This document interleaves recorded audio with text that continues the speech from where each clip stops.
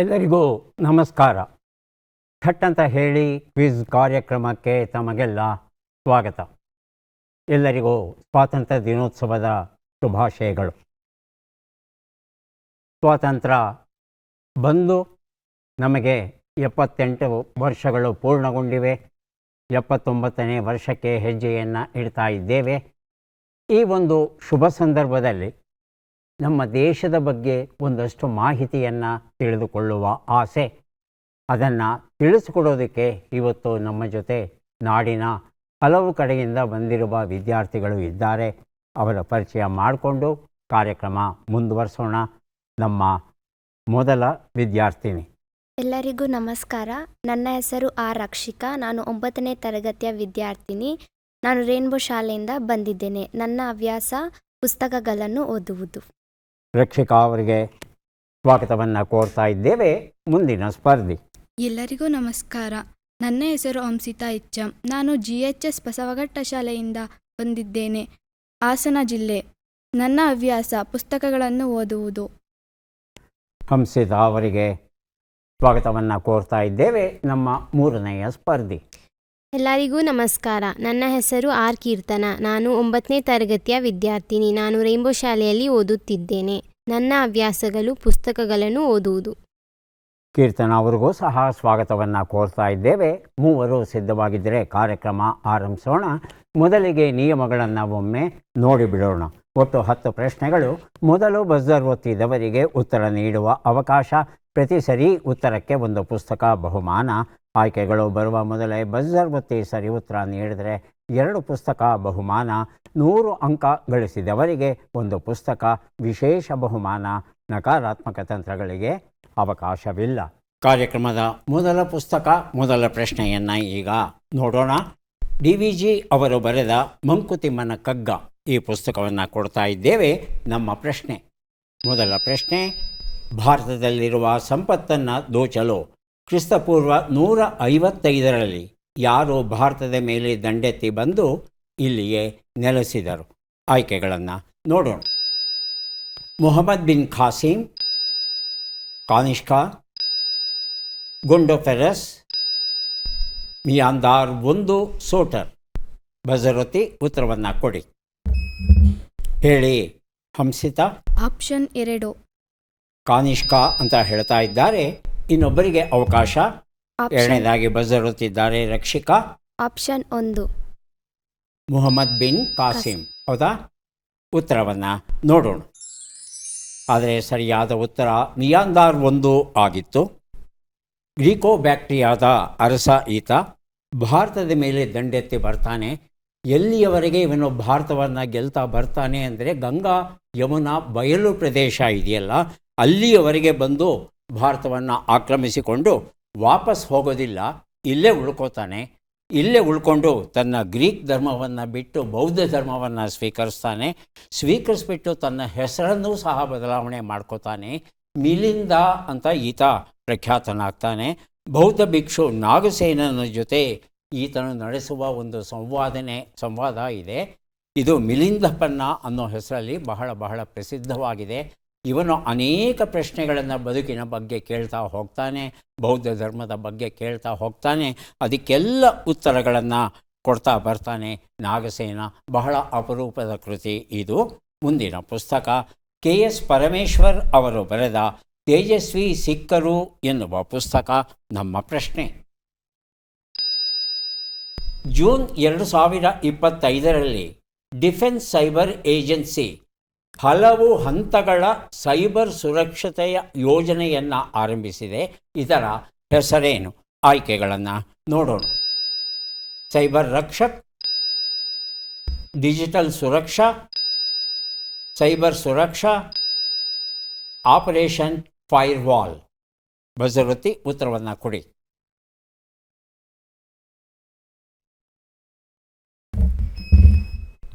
ಮೊದಲಿಗೆ ಹಂಸಿತಾ, ಆನಂತರ ಕೀರ್ತನ.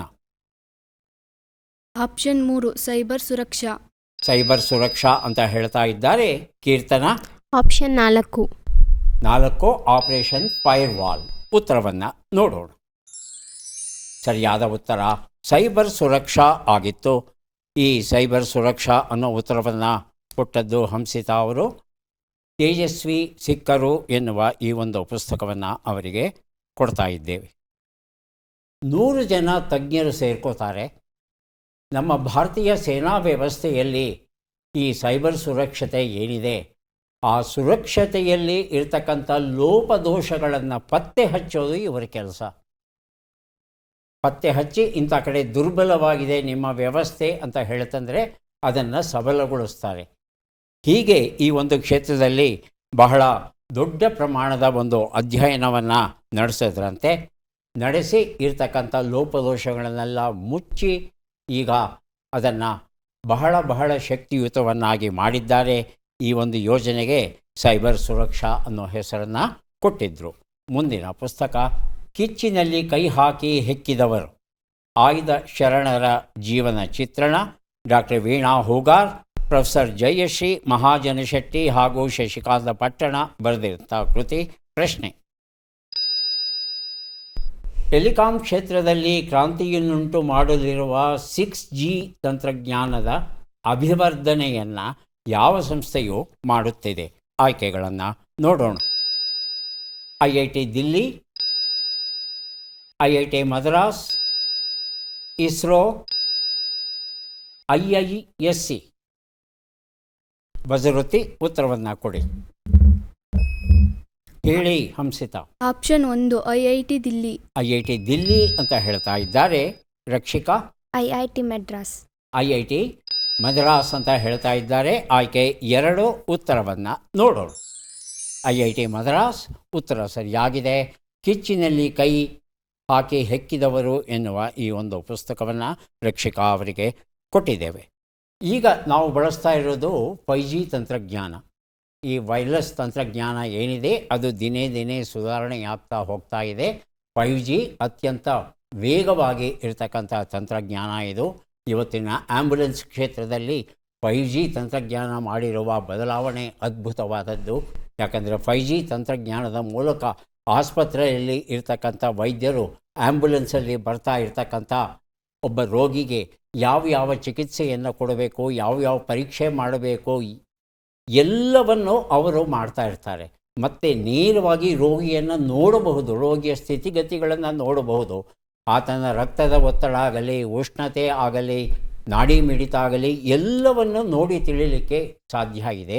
ಈ ಎಲ್ಲ ಅನುಕೂಲತೆ 5G ತಂತ್ರಜ್ಞಾನದಿಂದ ಸಿಕ್ಕಿದೆ.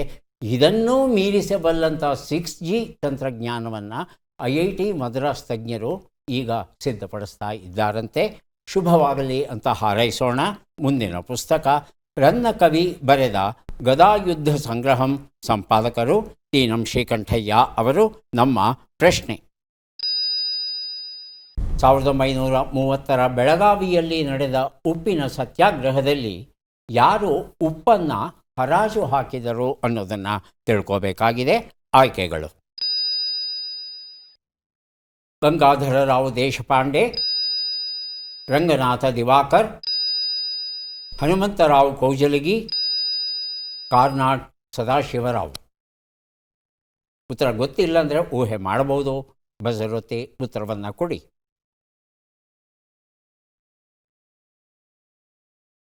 ಯಾರಿಗೂ ಉತ್ತರ ಗೊತ್ತಿಲ್ವಾ? ಬಜರ್ ಒತ್ತೋಕ್ಕೂ ಇಷ್ಟ ಇಲ್ಲ ಅಂದರೆ ಉತ್ತರ ಕೊಟ್ಟು ಮುಂದಕ್ಕೆ ಹೋಗ್ತೇನೆ. ಹಂಸಿತಾ ಮತ್ತು ರಕ್ಷಿಕಾ. ಆಪ್ಷನ್ 1 ಗಂಗಾಧರರಾವ್ ದೇಶಪಾಂಡೆ ಅಂತಿದ್ದಾರೆ. ರಕ್ಷಿಕಾ? ಆಪ್ಷನ್ 4. ಆಪ್ಷನ್ 4 ಕಾರ್ನಾಡ್ ಸದಾಶಿವರಾವ್. ಕೀರ್ತನ ಬೇಗ ಬಜರ್ ಒತ್ತಬೇಕಮ್ಮ, ಸುಮ್ಮನೆ ಕೂತ್ಬಿಡ್ತೀರಿ ಅಲ್ವಾ? ಉತ್ತರ ಗೊತ್ತಿಲ್ಲ ಅಂದರೂ ಚಿಂತೆ ಇಲ್ಲ, ಊಹೆ ಮಾಡ್ಬೋದು. ಬಜರ್ ಒತ್ತಬೇಕು, ಆಯಿತಾ? ಉತ್ತರವನ್ನು ನೋಡೋಣ. ಗಂಗಾಧರರಾವ್ ದೇಶಪಾಂಡೆ ಉತ್ತರ ಸರಿಯಾಗಿದೆ.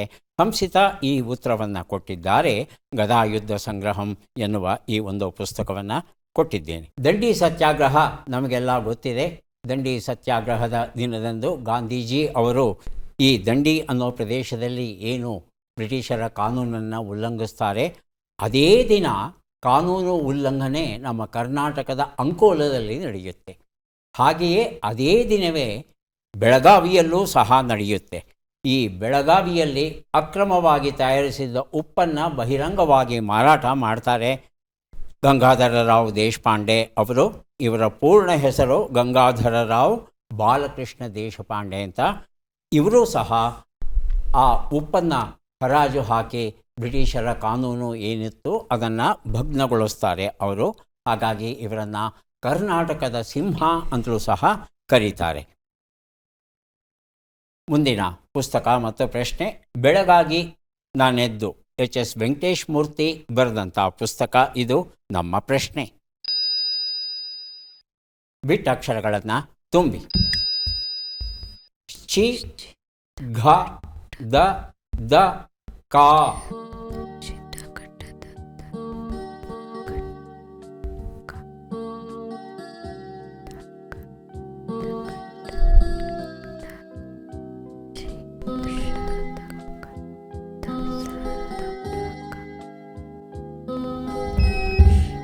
ಬಜರ್ ಒತ್ತಿದ್ದಾರೆ ಹಂಸಿತಾ. ಉತ್ತರವನ್ನು ಕೇಳೋಣ.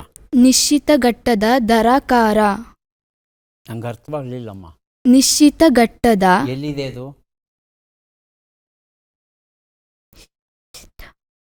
ರಕ್ಷಿಕಾ ಮತ್ತು ಕೀರ್ತನ ಹಂಸಿತಾ ಕೊಟ್ಟಂಥ ಉತ್ತರವನ್ನು ಗಮನಿಸ್ತಾ ಇರಿ. ಎಲ್ಲಿ ಹಂಸಿತಾ ತಪ್ಪು ಮಾಡಿದ್ದಾರೆ ಅದನ್ನು ಸರಿಪಡಿಸಿ ನೀವು ಉತ್ತರ ಕೊಡಬಹುದು. ಹಂಸಿತಾ, ಮತ್ತೊಂದು ಅವಕಾಶ.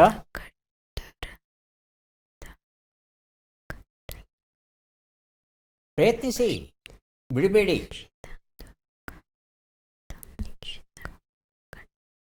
ಕೀರ್ತನಾ, ರಕ್ಷಿಕಾ, ಹಂಸಿತಾ, ಉತ್ತರ ಕೊಡ್ತೀರಾ? ನಾ ಕೊಡಲ ಉತ್ತರ.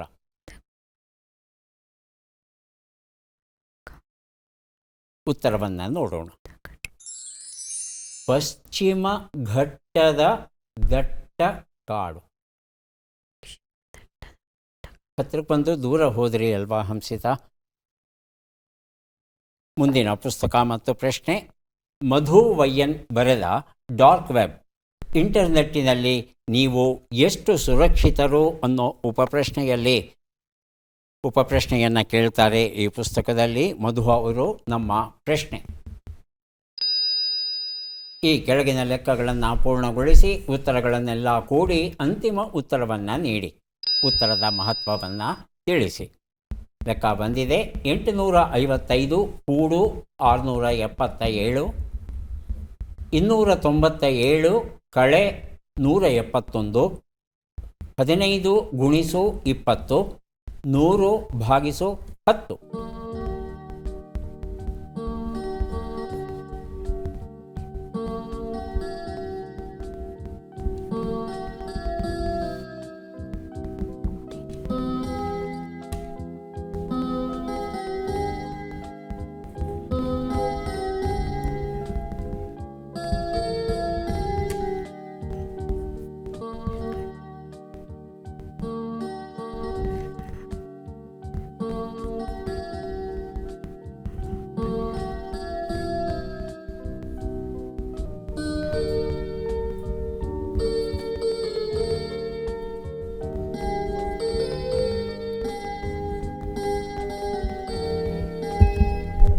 ಬಜರ್ ಒತ್ತಿದ್ದಾರೆ ಕೀರ್ತನ. ಅಂತಿಮ ಉತ್ತರ 1985. ಒಂದು ಸಲ ಕೂಡ್ಬಿಡಮ್ಮ, ಸರಿಯಾಗಿ ಕೂಡಿದೆಯಾ ನೋಡೋಣ. ಹಂಸಿತಾ ಮತ್ತು ರಕ್ಷಿಕಾ, ಕೀರ್ತನ ಈಗಾಗಲೇ ಉತ್ತರ ಕೊಟ್ಟಿದ್ದಾರೆ. ತಾವಿಬ್ಬರೂ ಸಹ ಉತ್ತರ ಕೊಡೋದಕ್ಕೆ ಪ್ರಯತ್ನ ಪಡಬಹುದು. 4 ಲೆಕ್ಕ ಪೂರ್ಣವಾಗಿ ಬಂದಂಥ ಉತ್ತರವನ್ನೆಲ್ಲ ಕೂಡಿದ್ರೆ ತಾವು ಸಹ ಬಜರ್ ಒತ್ತಬಹುದು, ಉತ್ತರವನ್ನು ಕೊಡಬಹುದು. ಇಲ್ಲಾಂದರೆ ಕೀರ್ತನ ಕೊಡುವಂಥ ಉತ್ತರ ಸರಿಯಾಗಿದೆಯಾ ಪರೀಕ್ಷೆ ಮಾಡಿ ನೋಡಬೇಕಾಗುತ್ತೆ. ಕೀರ್ತನ,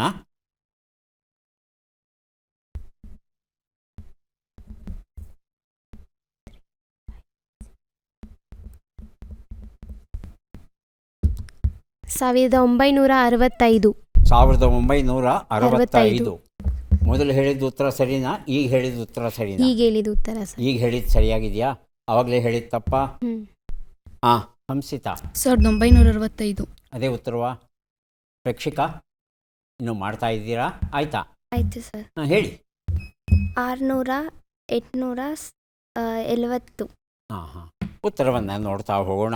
ಒಂದು ಉತ್ತರ 1529, 126, 300 10 ಎಲ್ಲವನ್ನು ಕೂಡಿದ್ರೆ 1965 ಬಂದಿದೆ.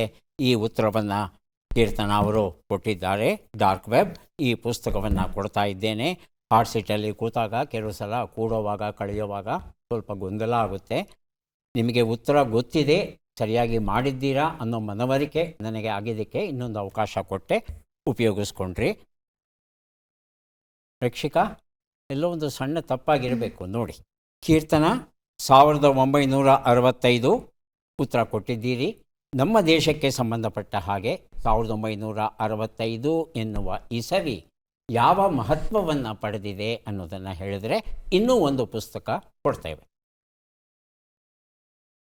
ಹಂಸಿತಾ ಮತ್ತು ರಕ್ಷಿಕಾ ತಾವೂ ಸಹ ಪ್ರಯತ್ನಿಸಬಹುದು. ಬಜರುತ್ತಿ ಉತ್ತರ ಕೊಡಿ. 1965. ಮೂವರಲ್ಲಿ ಯಾರು ಬೇಕಾದ್ರೂ ಬಜರ್ ಒತ್ತಬಹುದು. ಒಂದು ಸುಳುಹನ್ನು ಕೊಡ್ತೇನೆ, ಅದನ್ನು ಗ್ರಹಿಸಿ ಉತ್ತರ ಕೊಡಿ. ಒಂದು ಯುದ್ಧ ನಡೀತು, ಅದರಲ್ಲಿ ನಾವು ಗೆದ್ವಿ.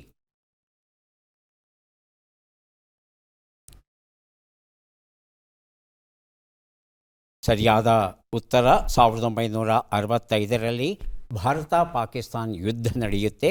ಈ ಯುದ್ಧದಲ್ಲಿ ಭಾರತಕ್ಕೆ ಜಯವಾಗುತ್ತೆ. 1965 ನಾವು ಮರೀಲಿಕ್ಕೆ ಸಾಧ್ಯವಿಲ್ಲ. ಅಂತಹ ಒಂದು ವರ್ಷ ಅದು.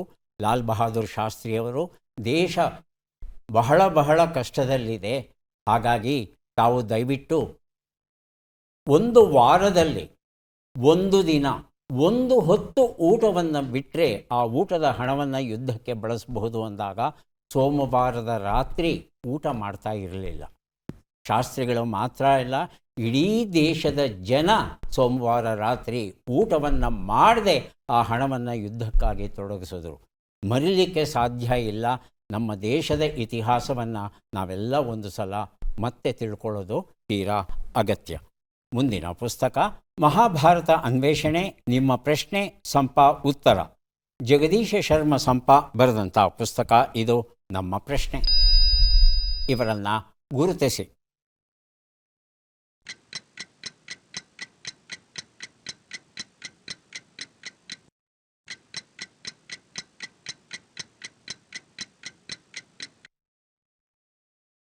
ಆಯ್ಕೆಗಳನ್ನು ನೋಡೋಣ. ಬಾಣಾ ಸಿಂಗ್, ಸಂಜಯ್ ಕುಮಾರ್, ವಿಕ್ರಮ್ ಬಾತ್ರಾ, ಯೋಗೀಂದರ್ ಸಿಂಗ್. ಊಹೆ ಮಾಡಬಹುದು. ಬಜರುತ್ತಿ ಉತ್ತರವನ್ನು ಕೊಡಿ. ಮೊದಲಿಗೆ ಕೀರ್ತನ, ಆನಂತರ ಹಂಸಿತಾ. ಆಪ್ಷನ್ 4 ಯೋಗೀಂದರ್ ಸಿಂಗ್ ಅಂತ ಹೇಳ್ತಾ ಇದ್ದಾರೆ. ಹಂಸಿತಾ ಆಪ್ಷನ್ 1. ಬಾಣಾ ಸಿಂಗ್. ಉತ್ತರವನ್ನು ನೋಡೋಣ. ಬಾಣಾ ಸಿಂಗ್ ಉತ್ತರ ಸರಿಯಾಗಿದೆ. ಮಹಾಭಾರತ ಅನ್ವೇಷಣೆ ಎನ್ನುವ ಈ ಒಂದು ಪುಸ್ತಕವನ್ನು ಹಂಸಿತಾ ಅವರಿಗೆ ಕೊಟ್ಟಿದ್ದೇವೆ. ಕ್ಯಾಪ್ಟನ್ ಬಾಣಾ ಸಿಂಗ್ ಪರಮವೀರ ಚಕ್ರ ಪ್ರಶಸ್ತಿಯನ್ನು ಪಡೆದಂಥ ಯೋಧ. ಈ 4 ಜನರ ಹೆಸರನ್ನು ಏನು ಆಯ್ಕೆಯಲ್ಲಿ ಕೊಟ್ಟಿದ್ವಿ, ಆ 4 ಜನಕ್ಕೆ ಈ ಪರಮವೀರ ಚಕ್ರ ಪ್ರಶಸ್ತಿ ದೊರೆತಿದೆ. ಜಮ್ಮು ಕಾಶ್ಮೀರ್ ಲೈಟ್ ಇನ್ಫೆಂಟ್ರಿ ಅನ್ನೋ ತುಕಡಿಗೆ ಸೇರಿದವರು ಬಾಣಾ ಸಿಂಗ್ ಅವರು. 1987ರ ಸಿಯಾಚಿನ್ ಕದನದಲ್ಲಿ ಅದ್ಭುತವಾದ ಧೈರ್ಯವನ್ನು ತೋರಿಸ್ತಾರೆ. ಖೈದ್ ಅಂತ ಒಂದು ಸ್ಥಳ, ಆ ಒಂದು ಸ್ಥಳದಲ್ಲಿ ಇವರೆಲ್ಲರೂ ಇರ್ತಾರೆ. 1500 ಅಡಿ ಎತ್ತರದ ಒಂದು ಮಂಜಿನ ಗೋಡೆ ಇರುತ್ತೆ, ಗಟ್ಟಿಯಾಗಿರ್ತಕ್ಕಂಥ ಗೋಡೆ, ಮಂಜಿನ ಗೋಡೆ ಇರುತ್ತೆ. ಆ ಗೋಡೆಯ ಆಚೆ ಪಾಕಿಸ್ತಾನಿಯರು ಇರ್ತಾರೆ. ಹಾಗಾಗಿ ಈ ಗೋಡೆಯನ್ನು ಹತ್ತಿ ಹೋಗಬೇಕು. ಯಾರು ಹೋಗ್ಲಿಕ್ಕೆ ಸಾಧ್ಯ ಅಂತ ಯೋಚನೆ ಮಾಡುವ ಸಂದರ್ಭದಲ್ಲಿ ಬಾಣಾ ಸಿಂಗ್ ಬಂದು ನಾನು ಹತ್ತೇನೆ ಈ ಗೋಡೆನ ಅಂತ ಹೇಳಿ 1500 ಅಡಿ ಎತ್ತರದ ಗೋಡೆಯನ್ನು ಹತ್ತಿ ಮೇಲಕ್ಕೆ ಹೋಗಿ ಅಲ್ಲಿಂದ ಗ್ರೆನೇಡನ್ನು ಎಸೆದು ಕೆಳಕ್ಕೆ ಬಂದು ಅಲ್ಲಿ ಇರ್ತಕ್ಕಂಥ ಪಾಕಿಸ್ತಾನಿ ಯೋಧರು ಯಾರಿದ್ದಾರೆ ಅವರಿಂದ ಮುಷ್ಟಿಯಲ್ಲಿ ಯುದ್ಧವನ್ನು ಮಾಡಿ ಅವರನ್ನು ಸೋಲಿಸಿ ಆ ಒಂದು ಬಂಕರ್ ಏನಿರುತ್ತೆ ಅದನ್ನು ವಶಪಡಿಸ್ಕೊಳ್ತಾರೆ. ಅದ್ಭುತವಾದ ಸಾಹಸವನ್ನು ತೋರ್ತಾರೆ ಕ್ಯಾಪ್ಟನ್ ಬಾಣಾ ಸಿಂಗ್ ಅವರು. ಹಾಗಾಗಿ ಅವರಿಗೆ ಪರಮವೀರ ಚಕ್ರ ಪ್ರಶಸ್ತಿಯನ್ನು ನೀಡಿ ಗೌರವಿಸಿದೆ ನಮ್ಮ ದೇಶ. ಮುಂದಿನ ಪುಸ್ತಕ ಅರಿವಿನ ದೀವಿಗೆ ಅಲ್ಲಮ. ಡಾಕ್ಟರ್ ಶಶಿಕಾಂತ ಪಟ್ಟಣ ಬರೆದಂಥ ಪುಸ್ತಕ ನಮ್ಮ ಪ್ರಶ್ನೆ. ಈ ಅಕ್ಷರಗಳನ್ನು ಸರಿಯಾಗಿ ಜೋಡಿಸಿ. ಅಕ್ಷರಗಳು ರ, ನ, ಪ, ಯ, ಲು ಶಿ ವಿ ಸ್ಟ್ರೀ. ನವಿಲು ರಾಷ್ಟ್ರೀಯ ಪಕ್ಷಿ. ಹಂಸಿತ ಬಜ್ರೊತ್ತಿ. ನಾ ಹೇಳೋವರೆಗೂ ಕಾಯ್ದೆ, ತಕ್ಷಣ ಉತ್ತರ ಕೊಟ್ಟಿದ್ದಾರೆ. ಹೇಳಿ ಹಂಸಿತ, ಇನ್ನೂ ಒಂದು ಸಲ ಉತ್ತರ. ನವಿಲು ರಾಷ್ಟ್ರೀಯ ಪಕ್ಷಿ. ನವಿಲು ರಾಷ್ಟ್ರೀಯ ಪಕ್ಷಿ ಅಂತ ಹೇಳ್ತಾ ಇದ್ದಾರೆ. ಕೀರ್ತನ ಮತ್ತು ರಕ್ಷಿಕಾ, ಹೌದಾ ಅಲ್ವಾ? ಹೌದಾ? ಹೌದಾ? ಪರೀಕ್ಷೆ ಮಾಡ್ಬೋದಲ್ವಾ? ಮಾಡೇ ಬಿಡೋಣ. ರಾಷ್ಟ್ರೀಯ ಪಕ್ಷಿ ನವಿಲು ನಮ್ಮ ಹತ್ರ ಇರೋ ಉತ್ತರ. ತಾವು ಕೊಟ್ಟಂಥ ಉತ್ತರ ನವಿಲು ರಾಷ್ಟ್ರೀಯ ಪಕ್ಷಿ ಅಂತ ಕೊಟ್ಟರೆ ಅಂತ ದೊಡ್ಡ ತಪ್ಪೇನಿಲ್ಲ.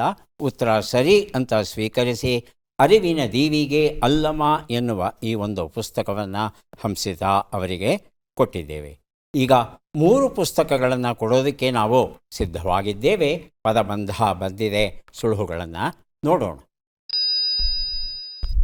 ನೇಣಿಗೇರಿದ ಯುವ ಹುತಾತ್ಮ ಆಕಾಶ ಮದುವೆ ಆಗುವವರ ಹಣೆಗೆ ಕಟ್ಟಿರುತ್ತಾರೆ.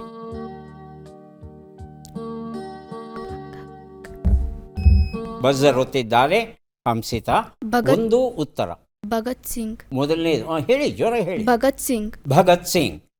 ಉತ್ತರವನ್ನು ನೋಡೋಣ. ಭಗತ್ ಸಿಂಗ್ ಉತ್ತರ ಸರಿಯಾಗಿದೆ. ಹೂಗುಚ್ಛ ಚಂದ್ರಿಕಾ ಬರೆದಂಥ ಪುಸ್ತಕ ಕೊಟ್ಟಿದ್ದೇನೆ ಹಂಸಿತ ಅವರಿಗೆ. 2 ಉತ್ತರ. ಆಕಾಶ. ಅಗಸ. ಆಗಸ. ಆಗಸ. ಆಗಸ. ಅಗಸನ ಆಗಸನ? ಆಗಸ. ಆಗಸ. ಉತ್ತರವನ್ನ ನೋಡೋಣ. ನಮ್ಮ ಹತ್ರ ಗಗನ ಅನ್ನೋ ಉತ್ತರ ಇದೆ, ಆಗಸ ಅನ್ನೋ ಉತ್ತರವೂ ಸರಿಯಾಗಿದೆ. ಹಾಗಾಗಿ ಉತ್ತರ ಸರಿ ಅಂತ ಸ್ವೀಕರಿಸಿ ಸಾಧ್ಯ ಸಿದ್ಧಿ ಎನ್ನುವ ಪುಸ್ತಕ ಹಂಸಿತ ಅವರಿಗೆ ಕೊಟ್ಟಿದ್ದೇವೆ. 3 ಉತ್ತರ. ತಾವೇ ಪ್ರಯತ್ನಿಸಿ. ಬಾಸಿಂಗ. ಬಾಸಿಂಗ. ಉತ್ತರವನ್ನು ನೋಡೋಣ. ಬಾಸಿಂಗ ಉತ್ತರ ಸರಿಯಾಗಿದೆ. ಮುಕ್ತಾವಳಿ ಎನ್ನುವ ಪುಸ್ತಕ ಗುರುಸಿದ್ದಯ್ಯ ಹಿರೇಮಠವರು ಬರೆದಿರುವಂಥದ್ದು. 3 ಪುಸ್ತಕ ಹಂಸಿತ ಅವರಿಗೆ ದೊರೆತಿದೆ. ಈಗ ಕೊನೆಯ ಘಟ್ಟಕ್ಕೆ ಬಂದಿದ್ದೇವೆ. ಚಟ್ಪಟ್ ಚಿನ್ಕುರಳಿ 5 ಪ್ರಶ್ನೆಗಳು. ಮೊದಲ ಅವಕಾಶ ಸಹಜವಾಗಿ ರಕ್ಷಿಕಾ ಅವರಿಗೆ ದೊರೆಯುತ್ತೆ. ಸಿದ್ಧವಾಗಿದ್ದರೆ ಪ್ರಶ್ನೆಗಳನ್ನು ಆರಂಭಿಸ್ತೇವೆ. ಮೊದಲ ಪ್ರಶ್ನೆ. ಅಕ್ಬರನು 1,00,000 ಮಾವಿನ ಮರಗಳನ್ನು ಎಲ್ಲಿ ನೆಡೆಸಿದನು? ದರ್ಭಾಂಗ, ಆಗ್ರಾ? ದರ್ಭಾಂಗ. ಮುಂದಿನ ಪ್ರಶ್ನೆ. ಹಸು ಹಾಗೂ ಹಂದಿ ಕೊಬ್ಬು ಲೇಪಿತ ಕಾಡತೂಸುಗಳನ್ನು ಬಳಸಲು ಯಾರು ನಿರಾಕರಿಸಿದರು? ಮಂಗಲ ಪಾಂಡೆ, ಭಗತ್ ಸಿಂಗ್? ಭಗತ್ ಸಿಂಗ್. ಮುಂದಿನ ಪ್ರಶ್ನೆ. ಆರ್ಯ ಸಮಾಜವನ್ನು ಯಾರು ಸ್ಥಾಪಿಸಿದರು? ರಾಜಾರಾಮ್ ಮೋಹನ್ ರಾಯ್, ದಯಾನಂದ ಸರಸ್ವತಿ? ರಾಜಾರಾಮ್ ಮೋಹನ್ ರಾಯ್. ಮುಂದಿನ ಪ್ರಶ್ನೆ. ಕರ್ನಾಟಕ ವಿಧಾನ ಪರಿಷತ್ತಿನ ಸದಸ್ಯರ ಸಂಖ್ಯೆ ಎಷ್ಟು? 75, 224? 75. ಮುಂದಿನ ಪ್ರಶ್ನೆ. ಭಾರತದ ಯಾವ ನಗರವು 2 ರಾಜ್ಯಗಳ ರಾಜಧಾನಿಯಾಗಿದೆ? ಚಂಡೀಗಢ, ಹೈದರಾಬಾದ್? ಚಂಡೀಗಢ. ಉತ್ತರಗಳನ್ನು ನೋಡ್ತಾ ಹೋಗೋಣ. 1 ಉತ್ತರ. ದರ್ಭಾಂಗ ಉತ್ತರ ಸರಿಯಾಗಿದೆ. 2 ಉತ್ತರ. ಮಂಗಲ್ ಪಾಂಡೆ ಆಗಿತ್ತು, ಭಗತ್ ಸಿಂಗ್ ಅಂತ ಹೇಳಿದ್ರಿ. 3ನೇ ಪ್ರಶ್ನೆಗೆ ಉತ್ತರ ದಯಾನಂದ ಸರಸ್ವತಿ ಆಗಿತ್ತು. ತಾವು ಕೊಟ್ಟಿದ್ದೀರಾ? ಕೊಡಲಿಲ್ಲ ಉತ್ತರ. 4ನೇ ಪ್ರಶ್ನೆಗೆ ಉತ್ತರ 75 ಕೊಟ್ಟಿದ್ದೀರಾ. 5ನೇ ಪ್ರಶ್ನೆಗೆ ಉತ್ತರ ಚಂಡೀಗಢ ಕೊಟ್ಟಿದ್ದೀರಾ. 5 ಪ್ರಶ್ನೆಗಳಲ್ಲಿ 3 ಪ್ರಶ್ನೆಗೆ ತಾವು ಸರಿಯಾದ ಉತ್ತರ ಕೊಟ್ಟಿದ್ದೀರಿ. ಹಾಗಾಗಿ ತಮಗೆ 3 ಪುಸ್ತಕಗಳನ್ನು ಕೊಟ್ಟಿದ್ದೇವೆ. ಈಗ ಹಂಸಿತ ಅವರಿಗೆ ಅವಕಾಶ ಬರ್ತಾ ಇದೆ. ಆರಂಭಿಸಬಹುದಾ? ಮೊದಲ ಪ್ರಶ್ನೆ. 2525 ಕಿಲೋಮೀಟರ್ ಉದ್ದ ಹರಿಯುವ ಭಾರತದ ರಾಷ್ಟ್ರೀಯ ನದಿ ಯಾವುದು? ಗಂಗಾ ನದಿ, ಯಮುನಾ ನದಿ? ಗಂಗಾ ನದಿ. ಮುಂದಿನ ಪ್ರಶ್ನೆ. ಗಾಂಧೀಜಿಯವರ ಮೊದಲ ಸತ್ಯಾಗ್ರಹ ಯಾವುದು? ಚಂಪಾರಣ್ ಸತ್ಯಾಗ್ರಹ, ಉಪ್ಪು ಸತ್ಯಾಗ್ರಹ? ಉಪ್ಪು ಸತ್ಯಾಗ್ರಹ. ಮುಂದಿನ ಪ್ರಶ್ನೆ. ಮೊದಲು ಇಂಡಿಯನ್ ನ್ಯಾಷನಲ್ ಆರ್ಮಿಯನ್ನು ಯಾರು ಸ್ಥಾಪಿಸಿದರು? ಮೋಹನ್ ಸಿಂಗ್, ಕರ್ತಾರ್ ಸಿಂಗ್? ಮೋಹನ್ ಸಿಂಗ್. ಮುಂದಿನ ಪ್ರಶ್ನೆ. ರಾಷ್ಟ್ರಪತಿ ಚುನಾವಣೆಯಲ್ಲಿ ಭಾಗವಹಿಸಲು ಒಬ್ಬರಿಗೆ ಕನಿಷ್ಠ ಎಷ್ಟು ವರ್ಷ ವಯಸ್ಸಾಗಿರಬೇಕು? 35 ವರ್ಷ, 45 ವರ್ಷ? 35 ವರ್ಷ. ಮುಂದಿನ ಪ್ರಶ್ನೆ. ಭಾರತದಲ್ಲಿ ಗುಪ್ತ ಸಾಮ್ರಾಜ್ಯವನ್ನು ಯಾರು ಸ್ಥಾಪಿಸಿದರು? ಚಂದ್ರಗುಪ್ತ ಮೌರ್ಯ, ಸಮುದ್ರಗುಪ್ತ ಮೌರ್ಯ. ಚಂದ್ರಗುಪ್ತ ಮೌರ್ಯ. 5 ಪ್ರಶ್ನೆಗಳು ಮುಗಿದಿವೆ. ಎಷ್ಟು ಸರಿ ಇದೆ ಉತ್ತರವನ್ನು ನೋಡೋಣ. 1 ಉತ್ತರ ಗಂಗಾ ನದಿ ಸರಿಯಾಗಿದೆ. 2 ಉತ್ತರ ಚಂಪಾರಣ್ ಸತ್ಯಾಗ್ರಹ ಆಗಿತ್ತು, ಉಪ್ಪು ಸತ್ಯಾಗ್ರಹ ಅಂತ ಹೇಳಿದ್ರಿ. 3ನೇ ಪ್ರಶ್ನೆಗೆ ಉತ್ತರ ಮೋಹನ್ ಸಿಂಗ್, ಆನಂತರ ಸುಭಾಷ್ ಚಂದ್ರ ಬೋಸ್ ಮುಂದುವರಿಸ್ತಾರೆ, ಉತ್ತರ ಸರಿಯಾಗಿದೆ. 4ನೇ ಪ್ರಶ್ನೆಗೆ ಉತ್ತರ 35 ವರ್ಷ ಆಗಿರಬೇಕು, ಉತ್ತರ ಸರಿಯಾಗಿದೆ. 5ನೇ ಪ್ರಶ್ನೆಗೆ ಉತ್ತರ ಚಂದ್ರಗುಪ್ತ ಮೌರ್ಯ ಸರಿಯಾಗಿದೆ. ಕೇಳಿದ 5 ಪ್ರಶ್ನೆಗಳಲ್ಲಿ 4 ಪ್ರಶ್ನೆಗಳಿಗೆ ಸರಿ ಉತ್ತರ ನೀಡಿದ್ದೀರಿ. 4 ಪುಸ್ತಕಗಳನ್ನು ತಮಗೆ ಕೊಡ್ತಾ ಇದ್ದೇವೆ. ಈಗ ಅವಕಾಶ ಕೀರ್ತನಾ ಅವರಿಗೆ ಬರ್ತಾ ಇದೆ. ಕೀರ್ತನಾ ಅವರು ಸಿದ್ಧವಾಗಿದ್ದರೆ ಪ್ರಶ್ನೆಗಳನ್ನು ಆರಂಭಿಸ್ತೇವೆ. ಮೊದಲ ಪ್ರಶ್ನೆ, ಭಾರತವು ರಾಷ್ಟ್ರೀಯ ಜಲಚರವನ್ನಾಗಿ ಯಾವ ಪ್ರಾಣಿಯನ್ನು ಸ್ವೀಕರಿಸಿದೆ? ಗಂಗಾ ನದಿಯ ಡಾಲ್ಫಿನ್, ಯಮುನಾ ನದಿಯ ಶಾರ್ಕ್. ಗಂಗಾ ನದಿಯ ಡಾಲ್ಫಿನ್. ಮುಂದಿನ ಪ್ರಶ್ನೆ, ಸಮುದ್ರಗುಪ್ತನ ಕಾಲದಲ್ಲಿ ಕಂಚಿಯನ್ನು ಯಾರು ಆಳುತ್ತಿದ್ದರು? ವಿಷ್ಣುಗೋಪ, ವಿಷ್ಣುಭೂಪ. ವಿಷ್ಣುಗೋಪ. ಮುಂದಿನ ಪ್ರಶ್ನೆ, ಜರ್ಮನಿಯಲ್ಲಿ ಆಜಾದ್ ಹಿಂದ್ ರೇಡಿಯೋವನ್ನು ಯಾರು ಸ್ಥಾಪಿಸಿದರು? Subhash Chandra Bose, madam comma. ಸುಭಾಷ್ ಚಂದ್ರ ಬೋಸ್. ಮುಂದಿನ ಪ್ರಶ್ನೆ, ಭಾರತೀಯ ಚುನಾವಣಾ ಆಯೋಗದ ಕೇಂದ್ರ ಕಚೇರಿಯು ಎಲ್ಲಿದೆ? ದಿಲ್ಲಿ, ಮುಂಬೈ. ದಿಲ್ಲಿ. ಮುಂದಿನ ಪ್ರಶ್ನೆ, ಸಿಂಧೂ ಸರಸ್ವತಿ ಸಂಸ್ಕೃತಿಯ ಅಸ್ತಿತ್ವದ ಮೊದಲ ದಾಖಲೆಯು ಎಲ್ಲಿ ದೊರೆಯಿತು? ಹರಪ್ಪದಲ್ಲ, ಮೊಹೆಂಜೋದಾರೋದಲ್ಲ? ಹರಪ್ಪ. ಹರಪ್ಪ. ಉತ್ತರವನ್ನು ನೋಡ್ತಾ ಹೋಗೋಣ. 1 ಉತ್ತರ ಗಂಗಾ ನದಿಯ ಡಾಲ್ಫಿನ್ ಸರಿಯಾಗಿದೆ. 2ನೇ ಪ್ರಶ್ನೆಗೆ ಉತ್ತರ ವಿಷ್ಣುಗೋಪ ಸರಿಯಾಗಿದೆ. 3ನೇ ಪ್ರಶ್ನೆಗೆ ಉತ್ತರ ಸುಭಾಷ್ ಚಂದ್ರ ಬೋಸ್ ಸರಿಯಾಗಿದೆ. 4ನೇ ಪ್ರಶ್ನೆಗೆ ಉತ್ತರ ದಿಲ್ಲಿ ಸರಿಯಾಗಿದೆ.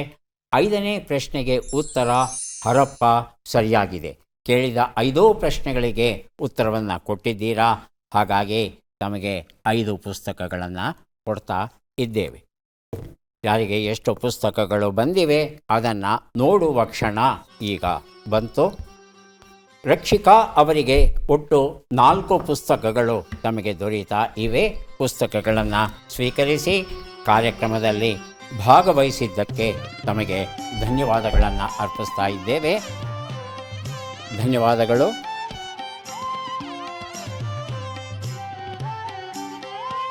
ಹಂಸಿತಾ ಅವರಿಗೆ 4, 4, 8, 9, 10, 11 ಪುಸ್ತಕ ತಮಗೆ ದೊರೆಯುತ್ತಾ ಇದೆ. ಸ್ವೀಕರಿಸಿ ಅಭಿನಂದನೆಗಳು. 100 ಅಂಕಗಳನ್ನು ಗಳಿಸಿದರೆ ಒಂದು ಪುಸ್ತಕವನ್ನು ವಿಶೇಷ ಬಹುಮಾನವಾಗಿ ಕೊಡ್ತೇವೆ. ಹಾಗೆ ಒಂದು ವಿಶೇಷ ಪುಸ್ತಕ ಶ್ರೀರಾಮ ಭಾರತಂ ಡಾಕ್ಟರ್ NM ಗಿರಿಜಾಪತಿ ಬರೆದಂಥ ಒಂದು ಅಪರೂಪದ ಕೃತಿ ನಮಗೆ ಕೊಟ್ಟಿದ್ದೇವೆ. ಮತ್ತೊಮ್ಮೆ ಅಭಿನಂದನೆಗಳು.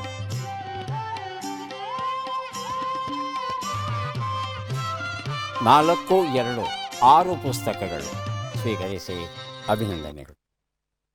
ಭಾರತೀಯ ರೈಲ್ವೆ ಇದೆಯಲ್ಲ, ಇದು ಒಂದು ಅದ್ಭುತವಾದ ವ್ಯವಸ್ಥೆ ನಮ್ಮ ದೇಶದಲ್ಲಿ ಇರೋದು.